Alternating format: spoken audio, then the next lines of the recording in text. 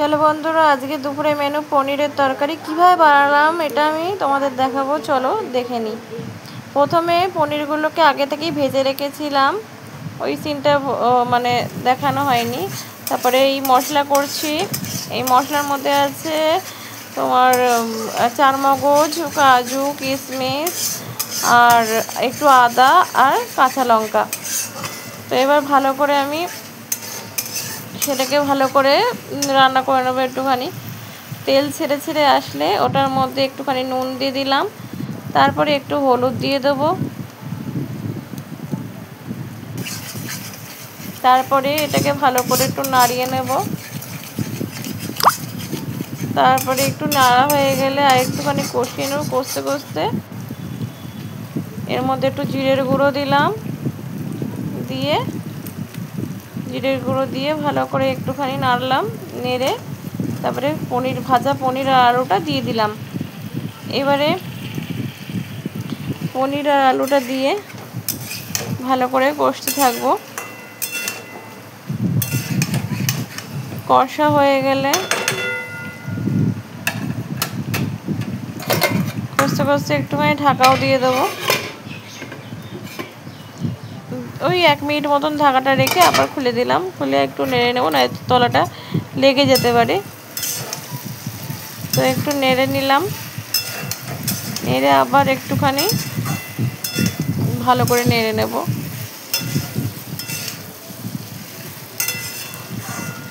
চারদিক নাড়াচাড়া করে আবার একটু মশলা ধোয়ার জলটা দিয়ে দেবো। গ্রাইন্ডারের যে মশলা ধোয়ার জলটা ছিল ওটা একটু দিয়ে দেবো। দিয়ে একটু ভালো করে নাড়িয়ে নেব।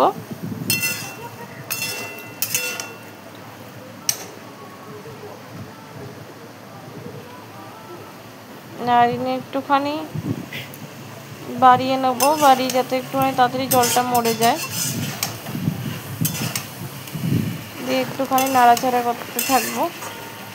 আর কমেন্টে অবশ্যই জানাবে যে এই আপনাদের বাড়িতে আজকে কি দুপুরের কি মেনু হয়েছে, ঠিক আছে? আর অবশ্যই হ্যাঁ, এটা বলতে ভুলে গেছি, যেটা আমার ফার্স্ট রান্নার ভিডিও আমি আপলোড করছি। তো এবার আমার এটা কষা হয়ে গেছে। এবার আমি একটু জল দিয়ে দিলাম পরিমাণ মতো। আপনাদের পরিমাণ মতো আপনারা জল দেবেন। আরও একটা জিনিস, আমি লঙ্কার গুঁড়োটা একটু জাস্ট কালারের জন্য একটু দিলাম, তখন দিতে ভুলে গেছিলাম, তাই এখন একটু দিয়ে দিলাম। আপনারা চাইলে লঙ্কার গুঁড়ো নাও দিতে পারেন, এতে কোনো ম্যাটার করে না। লঙ্কার গুঁড়ো দিলেও হয়, না দিলেও হয়। আমি একটু লালচে লালচে ভাব পছন্দ করি, তো এই জন্য। অ্যাকচুয়ালি পনির হলুদও দেয় না পনিরে, সাদা সাদাই বেশ করে, যেহেতু নিরামিষ ভালো লাগে।